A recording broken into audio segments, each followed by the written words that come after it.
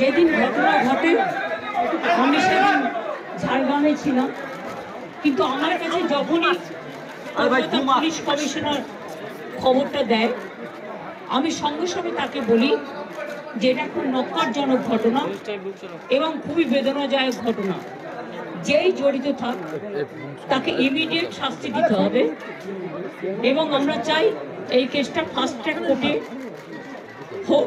Fast track কোর্টে হলে judicial প্রসেসটা তাড়াতাড়ি হবে এবং তাতে আমরা ফাঁসির দাবি জানাবো। কারণ কিছু মনে রাখবেন, কিছু লোক এখনো সামাজিক অবক্ষয়ের মধ্যে আছেন, সামাজিক মূল্যবোধটাকে ভুলে গেছেন। মেয়েদের গায়ে হাত দেওয়া যে কত বড় অপরাধ এবং তার সাথে যে অত্যাচার করেছে বা তাকে যেভাবে খুন করেছে, আমি আশ্চর্য হয়ে যাচ্ছি। ওখানে নার্সরা ছিলেন, ওখানে ওদের সিকিউরিটি ছিলেন, সবাই ছিল, কিন্তু কি করে এই ঘটনা ঘটলো এটা এখনো আমি ঠিক বুঝতে পারছি না। পুলিশকে আমি বলেছি, বাবা মাও যেটা আমাকে বলেছেন যে ওদের ভেতরেই কেউ আছে, যদি ভেতরে কেউ থাকে কারো প্রতি সন্দেহ হয়, যারা ছিল, যারা ওর বন্ধু বান্ধব, তাদেরকে সবাইকে ডেকে কথা বলবে এবং যিনি ফোন করেছিলেন প্রথম বাড়িতে তাকেও ডেকে কথা বলবে।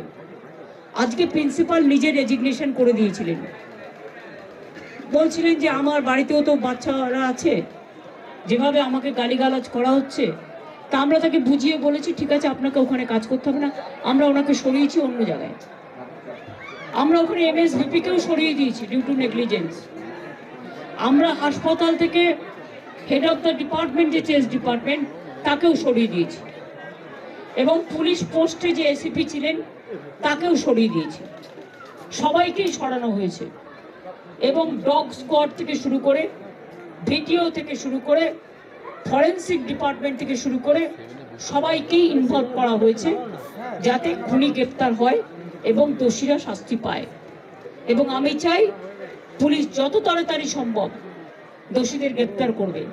আর রবিবার পর্যন্ত যদি তারা কুল কিনারা করতে না পারেন, কারণ ভেতরেও তো অনেকে আছে, তাহলে এই কেসটা আমরা আমাদের হাতে রাখবো না, আমরা CBI-কে দিয়ে দেবো। তার কারণ হচ্ছে আমার এতে কোনো পাওয়ার লেনা দেনা কিছু নেই, আমি প্রথম দিন থেকেই বলছি। কিন্তু ওদের সাকসেস রেট খুব কম।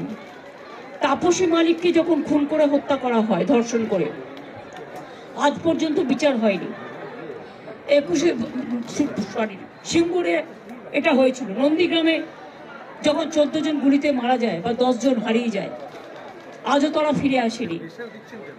এই কেসগুলো সব CBI-এর হাতে ছিল, রিজার্ভের কেসও ছিল, একটা কেসেরও বিচার হয়নি। এমনকি রবীন্দ্রনাথ ঠাকুরের নোবেল প্রাইজ চুরি হয়েছিল, সেই কেসটাও ছিল, মানুষ কোনো বিচার পায়নি।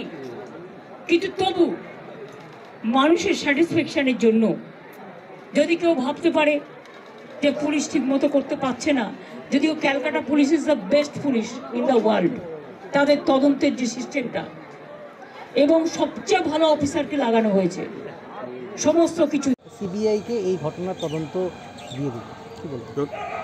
আরজি করের ডাক্তার পড়ুয়া যিনি খুন হয়েছেন, ভয়াবহ সে ঘটনা, নির্ভয়া কাণ্ডের চেয়েও ভয়াবহ, কামদুনির চেয়েও ভয়াবহ।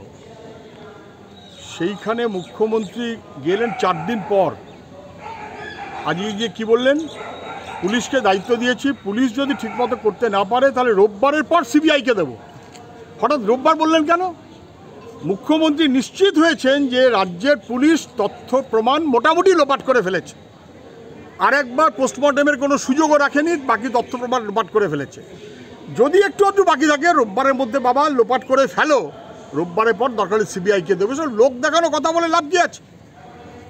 মুখ্যমন্ত্রী এর আগে বলেছিলেন, আরও 2 দিন আগে বলেছিলেন CBI-কে দিলে আমার আপত্তি নেই। আমরা সঙ্গে সঙ্গে বলেছিলাম CBI-কে দিলে ওনার আপত্তি অথবা আপত্তির কোশ্চেন নয়, CBI-কে দেওয়াটা ওনার দায়িত্ব, দেওয়া অথবা না দেওয়াটা। উনি দেননি, উনি হাতে রেখে দিয়েছেন। এবং তারপরে এখন বুঝে গেছেন যে মানুষরা বিশ্বাস করছে না পুলিশের তদন্ত, মানুষ বিশ্বাস করছে না কলেজ যেভাবে চলেছে। এই মৃত্যুর দায় স্বাস্থ্য মন্ত্রক এড়িয়ে যেতে পারে না, এই খুনের দায় পুলিশ মন্ত্রক এড়িয়ে যেতে পারে না। উনি পুলিশের মন্ত্রী, উনি স্বাস্থ্যের মন্ত্রী।